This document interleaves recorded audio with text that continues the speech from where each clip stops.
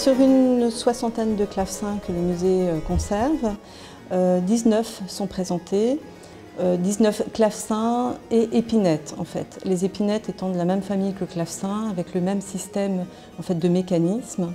La seule différence entre les clavecins, les épinettes et les virginales, c'est en fait la disposition des cordes par rapport au clavier. Dans le clavecin, les cordes sont dans le prolongement du clavier, alors que dans les épinettes et les virginales, les cordes sont en oblique ou voire en perpendiculaire par rapport au clavier. Sur cette coupe de clavecin, vous pouvez voir le mécanisme. Donc si j'appuie par exemple sur cette touche ici, vous voyez qu'au bout de la touche, il y a une pièce de bois qui s'appelle le sautreau qui se soulève. Et à l'autre bout du sautreau, vous avez une petite pièce qui est fichée, qu'on appelle un bec ou un plectre.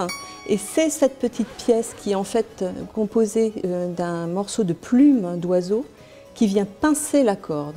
Donc le clavecin est un instrument à cordes pincées. Dans le cas du clavicorde, c'est une pièce métallique qui est fichée au bout de la touche qui vient frapper les cordes.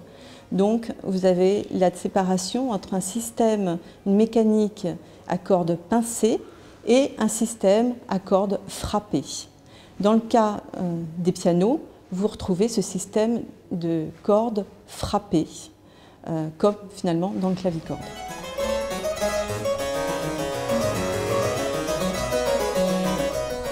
Le piano, lui, est connu avec un seul clavier, mais c'est tout le système finalement d'esthétique qui est différent entre le clavecin et le piano. Vous avez différents systèmes. D'abord, vous avez l'accouplement des claviers. Vous pouvez jouer avec un seul ou deux claviers. Là, je joue séparément des deux claviers. Vous pouvez les dissocier ou vous pouvez au contraire les jouer ensemble.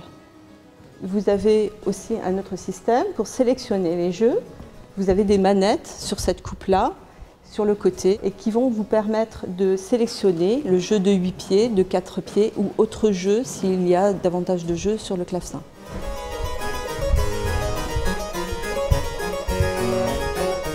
Ce qu'on va rechercher avec le piano finalement, c'est un système qui permet de passer du piano au forte, d'où son nom de pianoforte, et maintenant on ne le connaît que sous le nom de piano.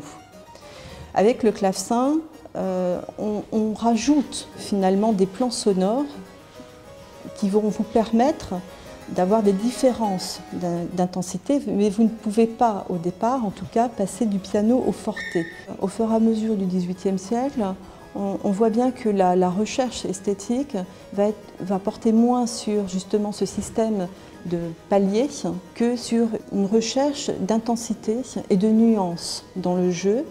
Et donc on va demander au clavier de pouvoir passer du piano au forte. Et donc on va tester et va être mis au point de plus en plus ce système de piano qui permet justement cette intensité et cette nuance qui est donnée par le musicien.